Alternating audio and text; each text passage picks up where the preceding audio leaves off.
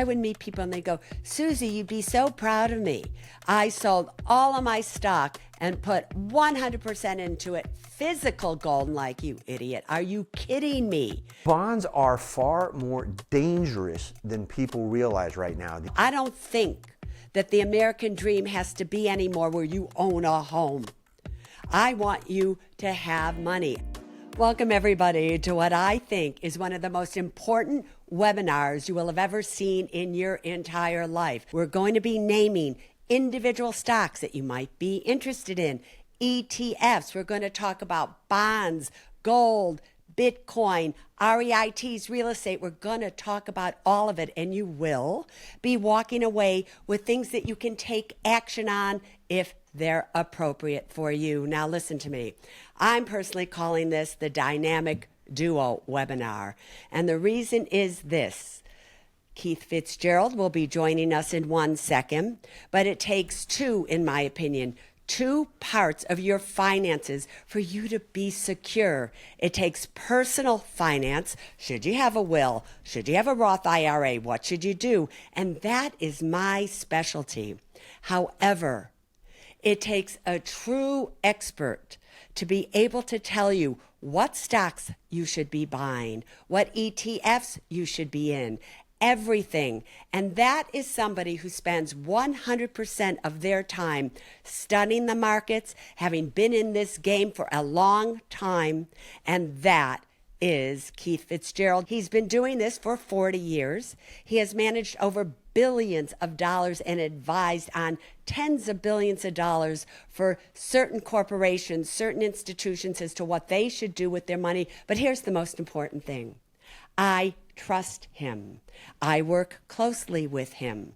And in the same way I hope that you trust me, I am telling you, you should trust him as well. So therefore, Keith, boyfriend, just so you know, I call him Fitzy. How do you feel about me calling you Fitzy? I love it. Thank you so much for that most gracious introduction. And to your point today, we live at one of the most exciting, dynamic times I can recall in human history when it comes to investing in your money.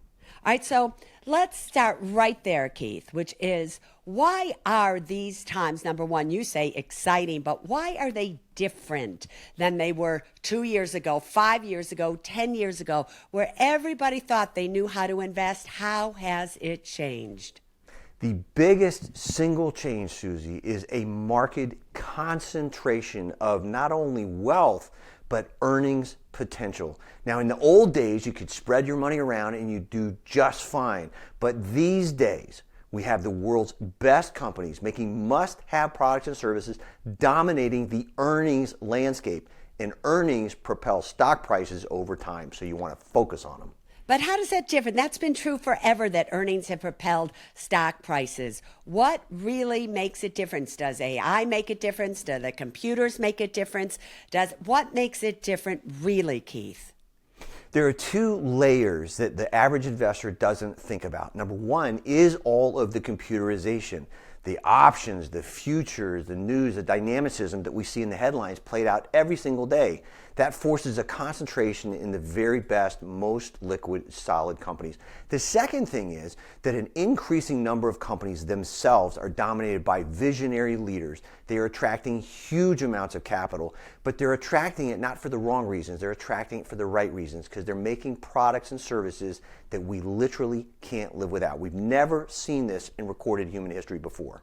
So, you know, over the past, we've talked about the Magnificent Seven. We talk about these stocks, AI. Everybody says they are in a bubble. Get out of them. Don't invest in them anymore. Headlines have been, and yet they have been taking off. Over the past month or so, everything has skyrocketed. Why?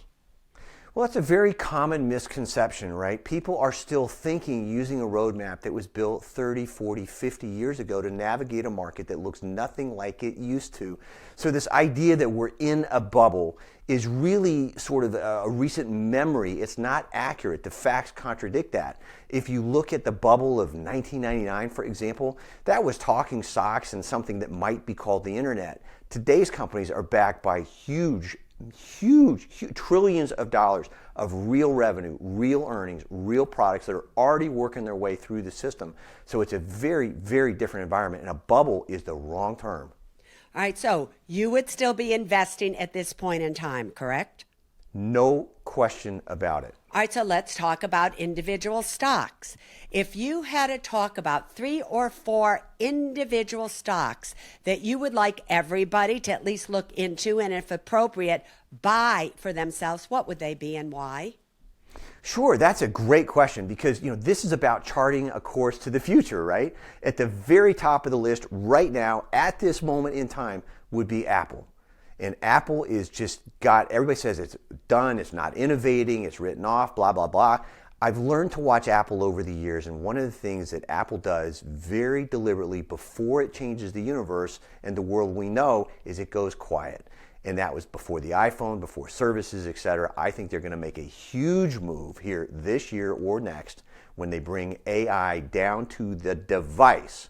And what makes Apple so special, Susie, is they are the only company in history with 2.5 billion installed devices around the world, meaning nearly everybody has one, owns one, or has access to it. Nobody else has that advantage. All right, so then I just have to ask you this and bring this up. You remember a little while ago, we did something together, and Yep. I asked you what was your number one pick. And I said at the time, mine was Apple, but you said at the time, Microsoft. What has made you change from Microsoft to Apple?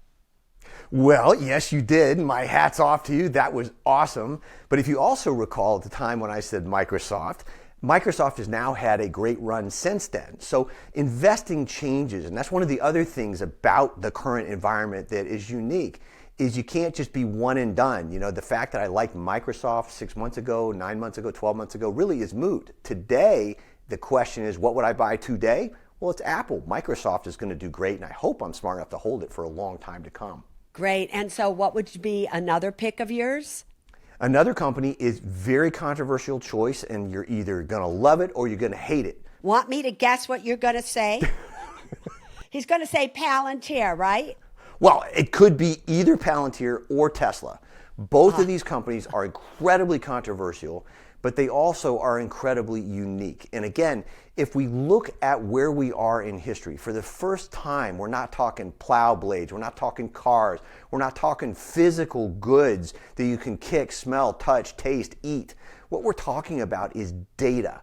And again, we've never seen this in recorded human history. The average person today, Susie, encounters more information in a single issue of the New York Times than a person living in the 17 or 1800s would have seen in their lifetime. And the data is beginning to create data, and we're drawing conclusions and decisions about medicine, about money, about health, about famine.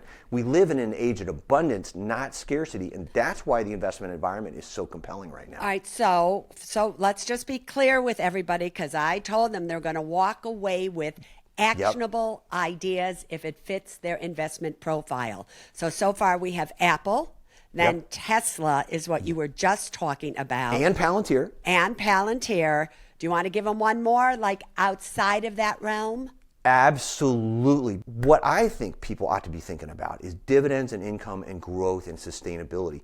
Chevron is at the very top of the list. Now, again, it's controversial, but very deliberate on my part because oil is not an on-off switch. We have to have oil for many, many years to come. It's in hundreds of thousands of industrial processes. You don't just suddenly on oil one day, off the next. Pays a great dividend, has a global footprint. It is capable of surmounting and succeeding despite all of the global chaos, which I suspect is going to get rewired here within the next 6 to 9 months. So, you know what's interesting? I've always said that if you're going to own individual stocks, you should own at least 25 stocks, no more than 4% in each one, or 30 stocks, and you need to own a lot of stocks. But the truth is today, Keith, not many people have that much money that they can own that many stocks and know which ones to do. And so therefore, exchange traded funds really, in my opinion, come to play.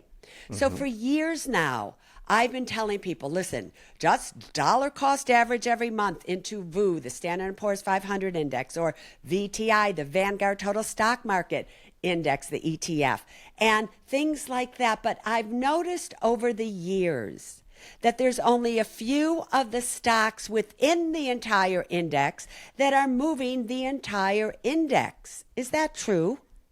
Yes, it's true, and it's actually becoming more and more pronounced. Our research shows, for example, over the last this is a mind blower. Our research shows that over the last 100 years, there are approximately 30,000 stocks. Less than 1,000 of those stocks have contributed effectively 100% of the total wealth created in the stock market in the U.S.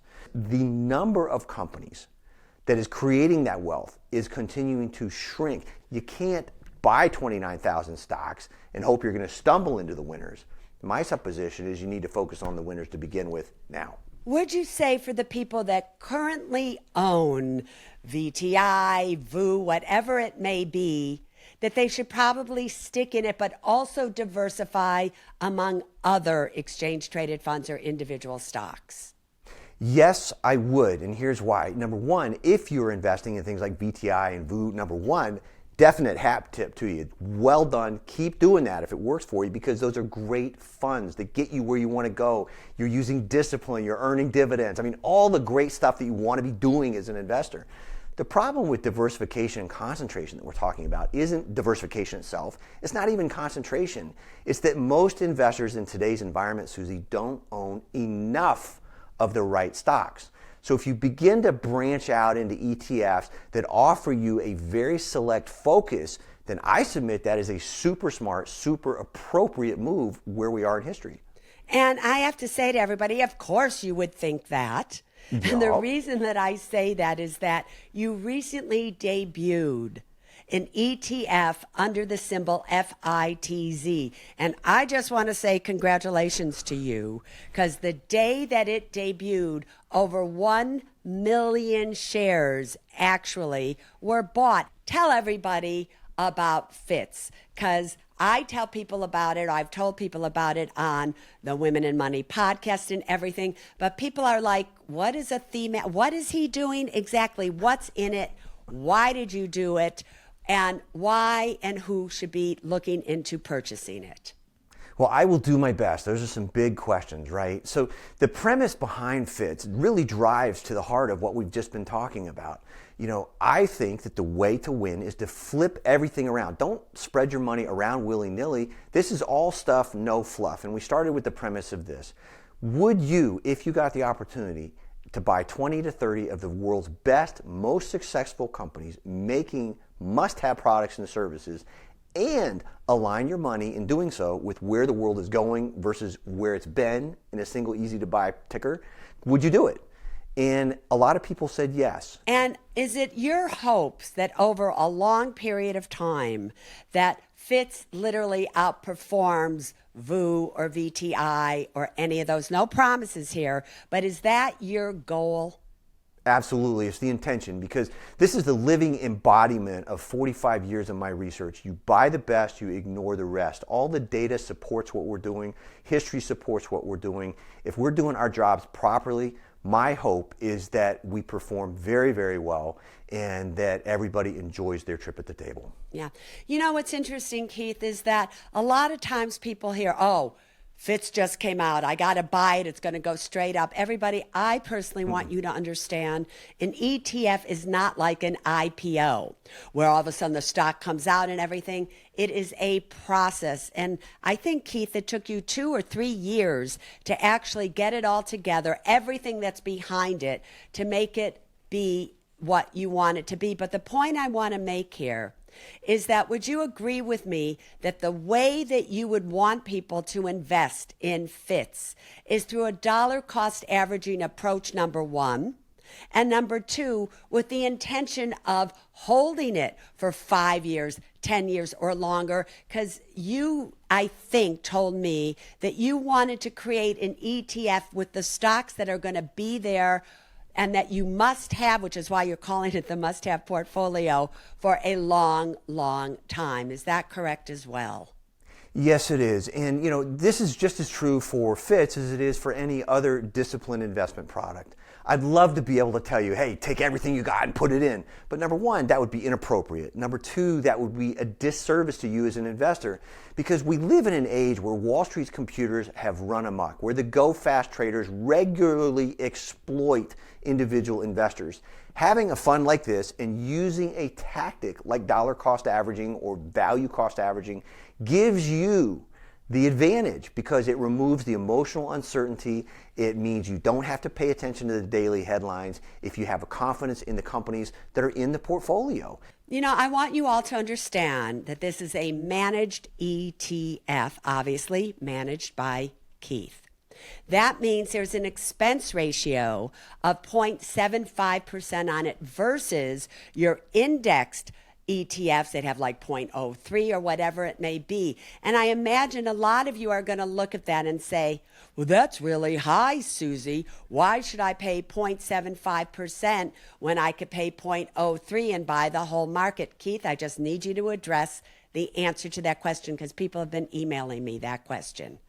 Well, it's a very logical question, and my answer is very simple. You get what you pay for. If you want to buy the index, you're in the crew that's 29,000 stocks, hoping to stumble into some big winners. This flips this around. What you're really getting is my expertise, for better or for worse. So, everybody, I'm telling you, this is what I would be doing if I were you. If you're in VTI, if you're in VU, if you even have some individual stocks that may be part of Fitz, that is the symbol FITZ on the New York Stock Exchange, you might want to consider adding Fitz to the mix, because you're going to see when you see all the stocks that are in there, and I think currently there are about 28 stocks. So I'm just telling you, I'm not making money off of you. I'm just telling you, and I've always brought to you the ETFs that I have wanted you to buy in the past, and I'm adding this one to the list. Let's move on for a second now. Sure. So we have growth. We've just talked about growth and making money in individual stocks and ETFs. But there are a lot of people out there that need income. And I personally believe that the best way to get income today is not through bonds. I personally don't like bonds if you're doing it for income. You want safety and you want a little bit of your money in treasuries. Right now, maybe a 30-year treasury might not be a bad thing to do. But really, I think inflation is here to stay for a long time. Therefore, I want you to have income plus growth. And when interest rates go down, as maybe they will one day, who knows, well, then you're doing okay with bonds. But if interest rates stay up like they are right now, bonds are not going to help you when it comes to growth. So I like dividend-paying stocks or ETFs. Talk to me, boyfriend. I'd be happy to.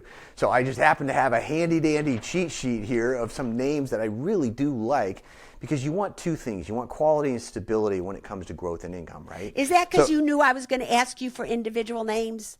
No, I'm good that way. All right, good. There we go. Tell everybody what you think. Let's see if I agree with you this time. All right. Exactly. So I think you want a combination of the two. Now, one of my favorite funds, because it plays to many of the themes we're talking about, but you get growth and you get income, is you got the Fidelity Contra Fund, right? It's a good old-fashioned, plainly run, very experienced senior level fund. The ticker is FCNTX. You got active U.S. large cap growth. You got top holdings of Meta, Nvidia, Amazon, names we talk about regularly, and a low expense. Well, the expense ratio is 0.74%, but you get what you pay for. The other thing that gives great stability is the granddaddy fund of them all, Vanguard Wellington. 60-40 bonds, roughly. It varies time to time, but it's been around since 1929. And you're talking fabulous stocks, quality picks, good appropriate balance between growth, income, and stability. So, this is the kind of fund, if I were sitting around and I had the option to do stocks and bonds, that I would personally try to create. But you don't have to do that anymore. Vanguard did it, and they did it a long time ago. It's very, very well run. And then finally, if we look internationally, right, the iShares International Dividend Growth ETF, IGRO, which tracks the U.S. Dividend Growth Index. I have to read this because it's very, very particular language of its own. But what that means in plain English is it's looking at the rest of the world, looking for great dividend producing companies that are outside the United States. And that should be some wonderful names to think about, to potentially get started with. They will offer you a great combination.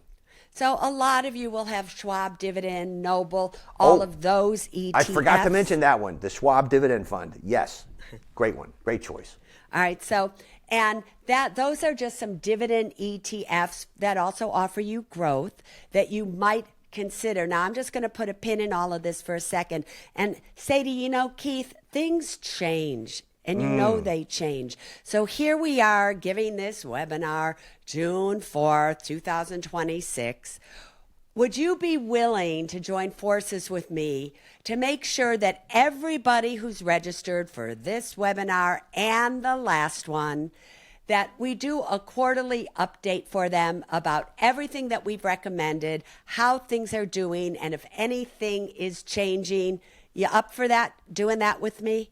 What an honor. I would love to. That's a great idea. Yeah. All right, so everybody, just know, given that you're watching this, in 3 months, if we have your legit email and everything, we will send you a quarterly update in terms of how did we do with recommendations. Actually, how did Keith do? But that's besides the point.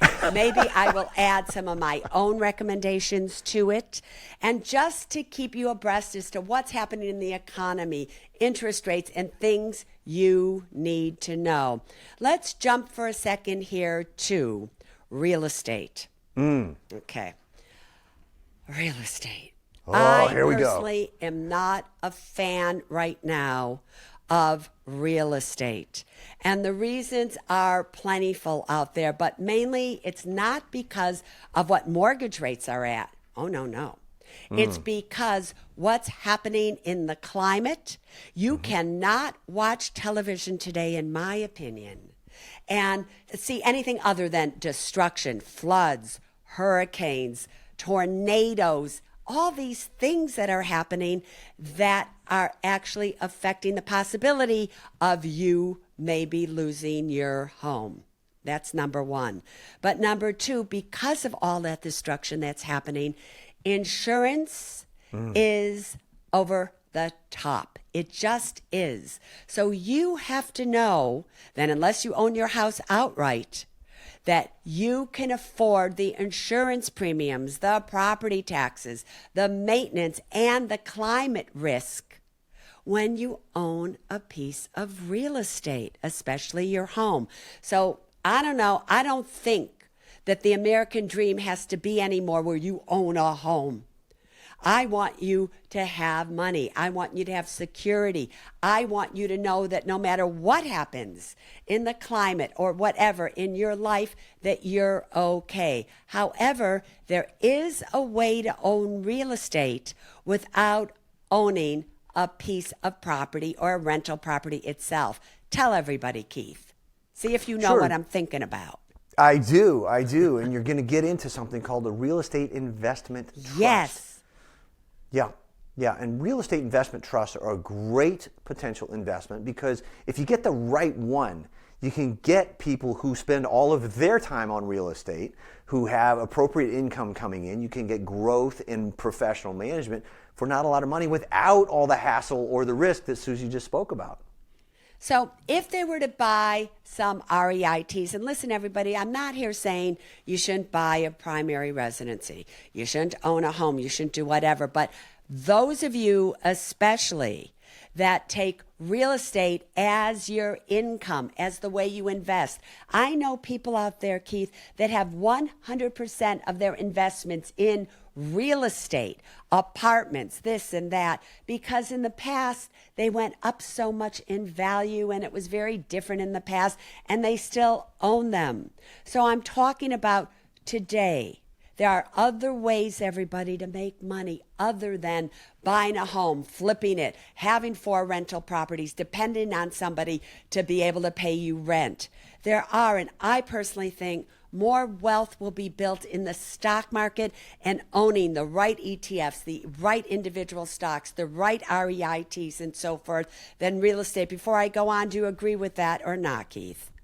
I do, and I'll tell you why. Because I've lived through, I remember, if you remember the S&L crisis, if you remember Japan in the 90s, I've personally witnessed several major real estate crashes during the course of my career.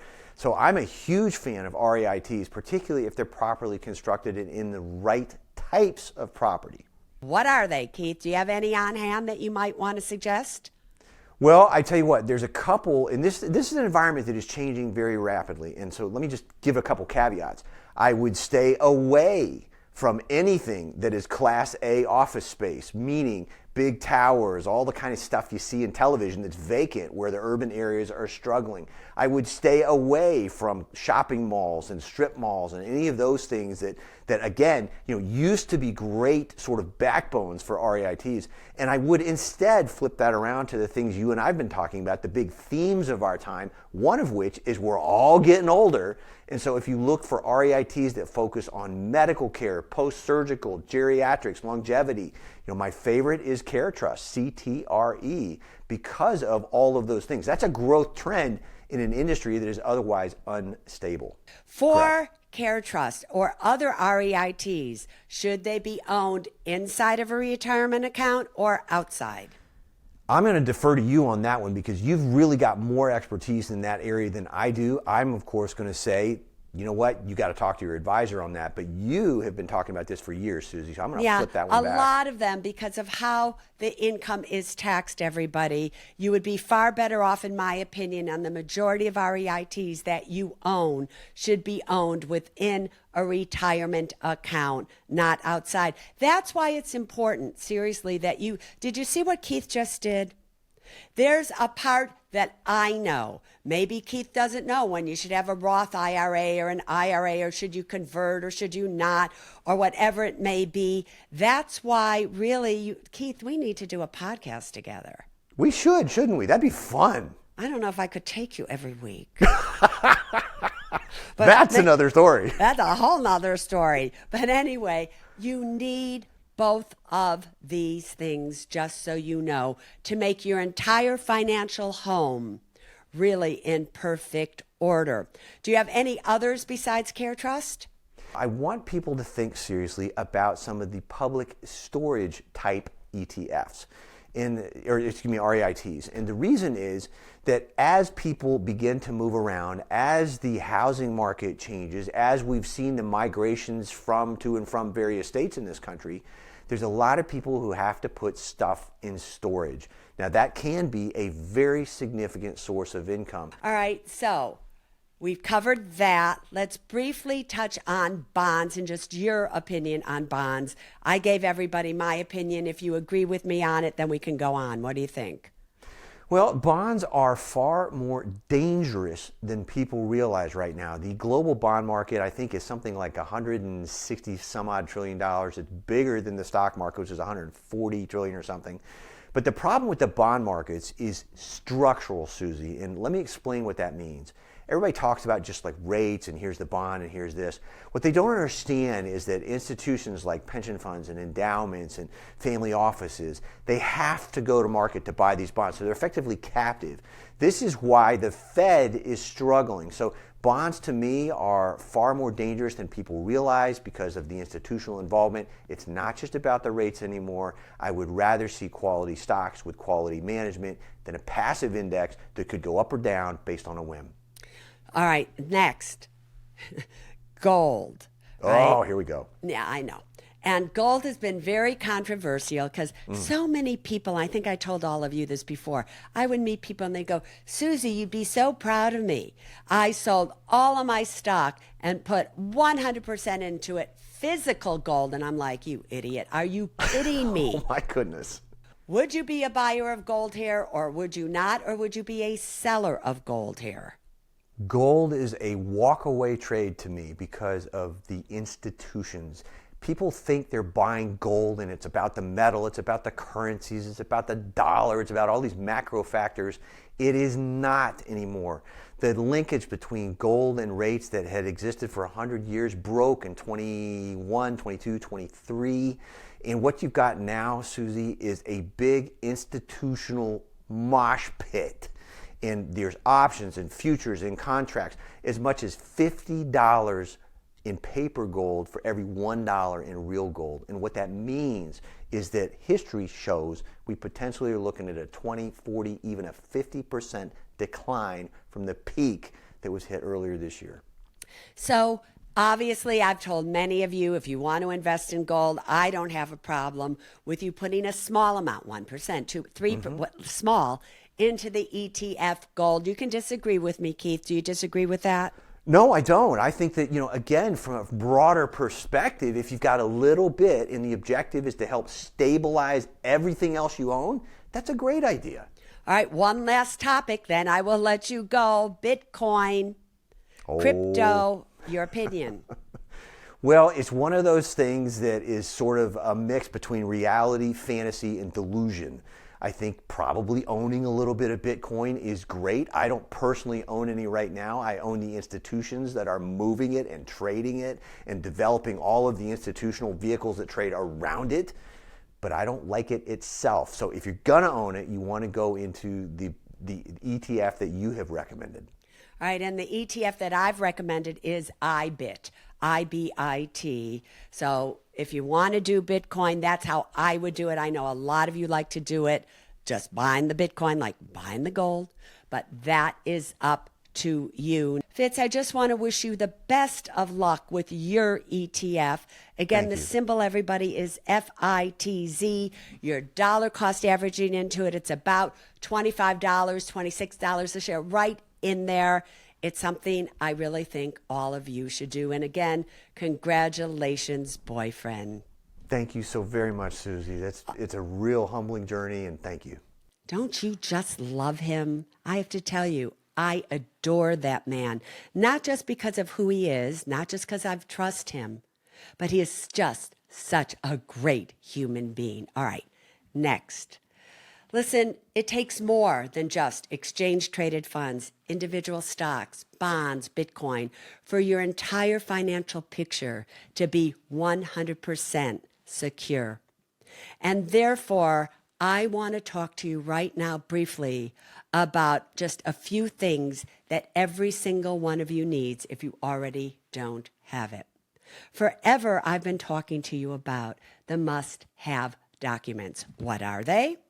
A will, a living revocable trust, an advance directive, a durable power of attorney, and a durable power of attorney for finances. You need them. You may not want them, but I promise you, you need them. And for years, so many of you said to me, Susie, we don't have the money. It's $2,500 when we go to a lawyer, or $5,000. We just can't afford them, and we don't even know who to go to get them. So for over 20 years now, these must-have documents have been serving tens of millions of you. Now, currently, if you were to buy them on musthavedocs.com, they're $99. However, it is my 75th birthday tomorrow. And on my birthday, I love to give birthday presents. In this case, I'm not the one giving it to you. Hay House is the one giving it to you since they control the must-have documents. It is theirs now. So, starting right here all the way through till Monday night at midnight, the price is $75. Now, you may think that's a big deal going from $99 to $75. I personally do. However, here's what you all need to know. Sometime at the end of June, maybe around June 22nd, the price is going up to $153. So if there was ever a time that you were going to purchase the must-have documents, now is the time. That's all I want to say to all of you. So again, good in all 50 states. Updates are free. You can share it with family members. Are you kidding me? Something you should all look into. Next. One thing that is happening throughout the entire United States is all of us are being subjected to scams. You know, it used to be Identity theft protection, that's what we cared about. We got this one and that one. We protected our identity. But then the scammers went beyond stealing our identity. Who cares about our identity when they can steal our money? And how do they do that?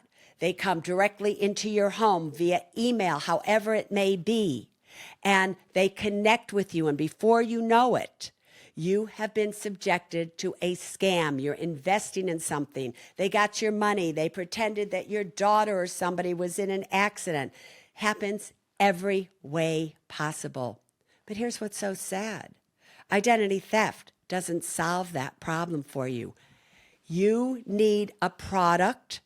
You need protection within that product so that if you are scammed, or let's say you suffer a fraud, somebody actually did something to you and it wasn't even real. Sometimes it's known as a scam. Sometimes people call it frauds. All right, whatever it may be. You need your money back if you lost money. So about a year or two ago, I started to work with a very well-renowned company called Who Nord. All right.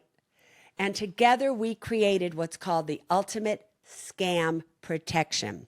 Now, let me tell you briefly how it works. If you suffer the loss of money online, then in the majority of cases, they will replace up to $100,000 of any amount of money that you lost with a scam that started online. Of course, this product also has identity theft protection because you all want it. It has cyber attack protection. It has so many things in it. It's not even funny. But it's something that I really think every single one of you needs to get. I have it. KT has it. Every one of you. So in the same way that all of you need the must-have documents, you all need the ultimate scam protection. Now, normally, it's $95.88, and that's per person. There isn't family plans or anything. Every individual needs it. So if you're married, you both need it, for instance. However, today, all the way through till Monday, midnight Pacific time, it's $75. So if I were you, I would so take advantage of those two offerings right now. And last but not least is the Ultimate Retirement Guide for 50 plus. Listen, it's still $10. And the reason that it's $10 is we pay for shipping. We can't go any lower than that because nobody's making any money on it. But if you are 50 or older, you want to know a plan, how to live an ultimate retirement, that is the guide for you. So those are the 3 things that I want all of you to consider purchasing before the deadline Monday. When? Midnight Pacific time. All right, everybody, make sure you like this video and you make comments on it as to what else you would like to see in the future. And don't forget to subscribe.